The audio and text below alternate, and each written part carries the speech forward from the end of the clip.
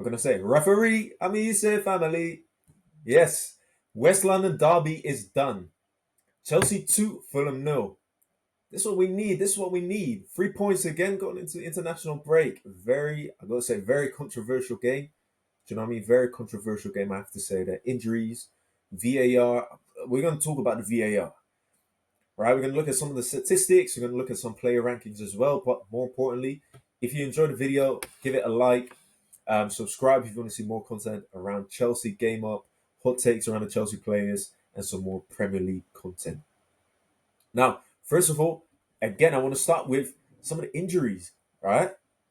Everybody's talking about Chelsea, you're a businessman, you're not a football club, you're a franchise. What is this? American owners, rather there, yeah.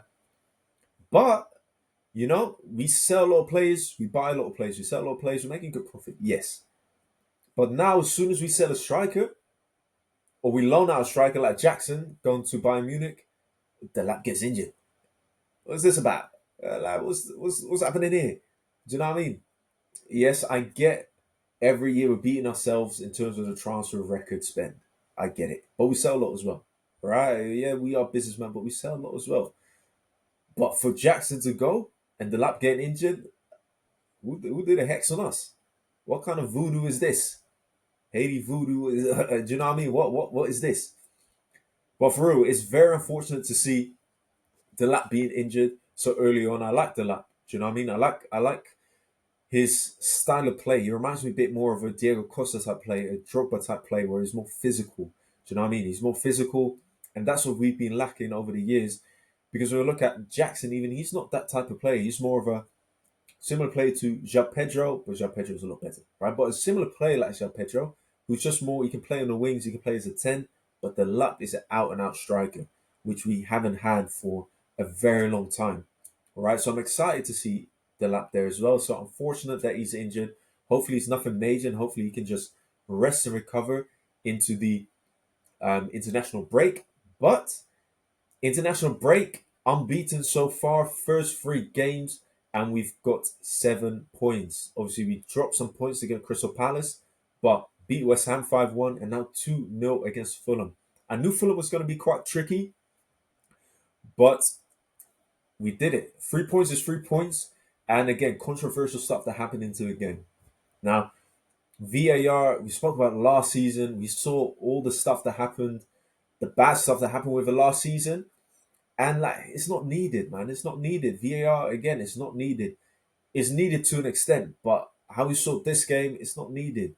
8 minutes extra time in the first half, 9 minutes or so extra time in the second half. Like, what's just make a decision. Is it a foul? Is it not a foul? And let's keep it moving. We want to see the football. We don't want to keep waiting and waiting and waiting. Just deads the game off, right? It just deads the game off. It deads the momentum, right? And I have to say, if I was a Fulham fan, I'd be raging. I'd be throwing stuff at the TV. I'd be cussing the ref. But I'm not. I'm not. So do you know what I mean? I gotta take it. The 3 points is there. Like I said, referee is my family. Referee is my family. You did very, very well. If I was a Chelsea fan again and they called a foul when we scored like that, I'd be fuming. But it didn't happen to us, and I'm not a Fulham fan. So 3 points is 3 points. No goal is no goal. So yeah, lovely, lovely stuff. Right? But again, VAR stuff has to we gotta have another conversation about that because do you know what I mean? 8 minutes added on time. He needs 8 minutes to make a decision. And now they've brought in this stuff where the referee talks to the crowd, like it makes it better. All he does is the same foolishness like they did last season, but he just says it to everyone. Like don't make no difference. So yeah, VAR, you got to change the stuff, man. But overall, Fulham are very very very decent side. They're the most challenging team that we faced so far in the 3 games. I felt like a lot better than West Ham, slightly better than Crystal Palace again. The challenges that it brought to us, amazing coach in terms of Marco Silva, coached the team of Fulham very, very well. They were very compact, very strong press that we struggled with at certain times and are very physical. Now I felt like overall as how we played, we can improve. I get how Maresca likes to play, but we can improve. Right, we're going to look at some of these stats as well in a minute, but overall, we can improve. Now, again, how that first goal from Fulham was denied with the VAR, very unfortunate, but that's life. It happens. And then obviously the extra time that we had because of the VAR interruption, we ended up scoring the corner as well. All right, so it's a sour one for Fulham, but you'll be alright. You'll be alright. But let's have a look at some of the stats, right? Obviously, looking at the stats, it looks quite cagey, right? 55% possession for Chelsea, and then Fulham 45. But in reality, the worst just stages where Fulham had possession, and then more stages where Chelsea had solely had possession, right? It wasn't as cagey as expected, and even though very similar total shots, right? They only had two less shots than us, but the main key difference is obviously the big chances. Three for us, and then zero for Fulham. And I feel like this is Maresca's game plan, guys. This is how Maresca likes to play, where he wants to create more chances from the possession that we have. I just don't feel like, and we're going to talk about that in a bit more with the plays as well. I just don't feel like the plays that we have, it, I just don't feel like the plays that we have can execute it to the best of their abilities. Right? Even with Fulham, even with Crystal Palace, when we play that type of football, if they put us under pressure, we struggle a bit. Right? It gets a bit robotic, the ball gets under our feet and we need to keep moving and passing it a lot sooner. Certain stages we do it very well, but majority of the time it still looks not good enough, not as well executed as I expect Maresca wants it to be.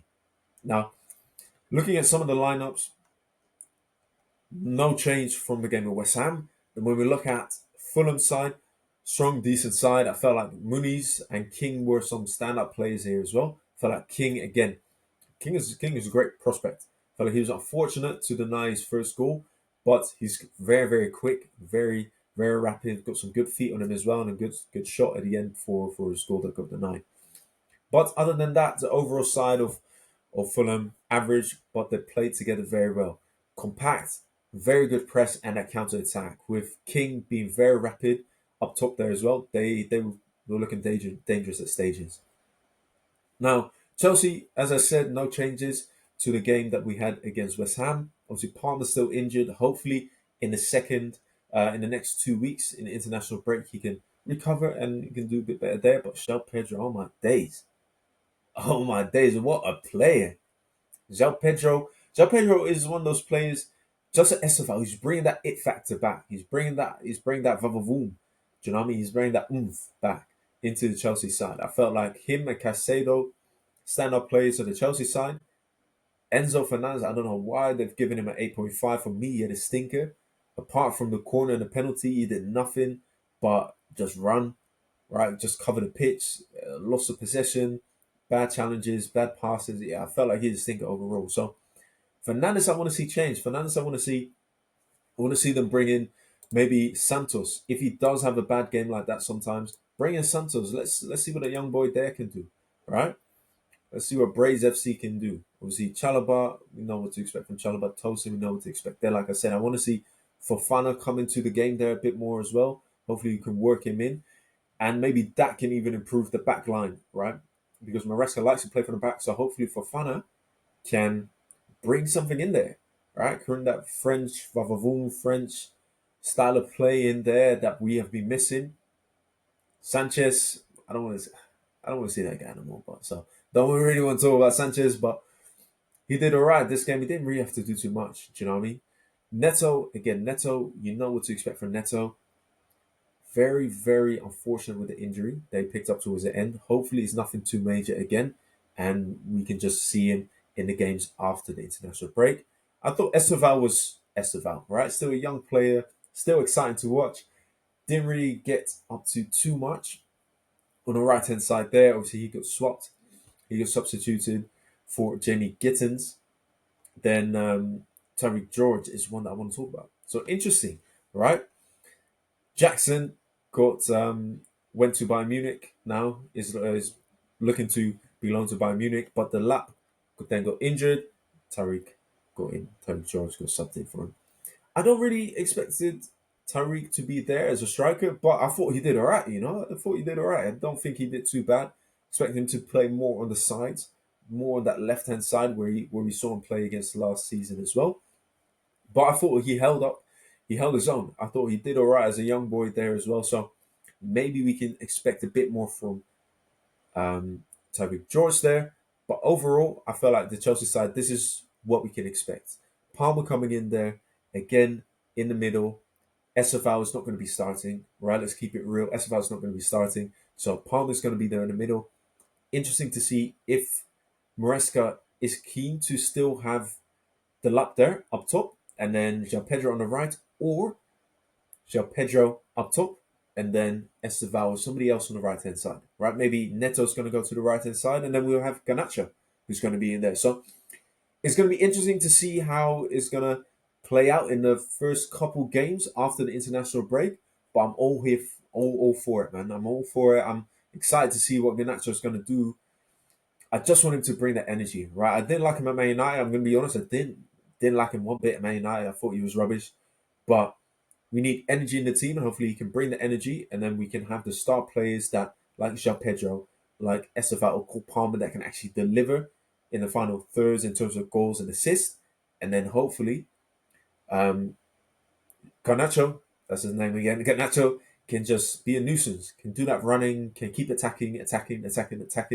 He doesn't necessarily need to assist or score for me as long as he is just that nuisance that constantly brings that energy and doesn't stop running.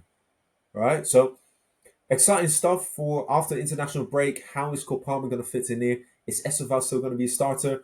Who knows? Let me know your thoughts in the comment down below. Where is João Pedro going to play? Is he still going to be on the midfield, on the left hand side, right hand side, or is he going to be pushed up to the striker position instead of the lap? So again, very interesting to see how it's going to play out after the first two games after international break. But let me know what you think. If you like the content, give it a like. Subscribe if you want to see more related stuff about Chelsea, more hot takes around the players, more quizzes as well. Peace.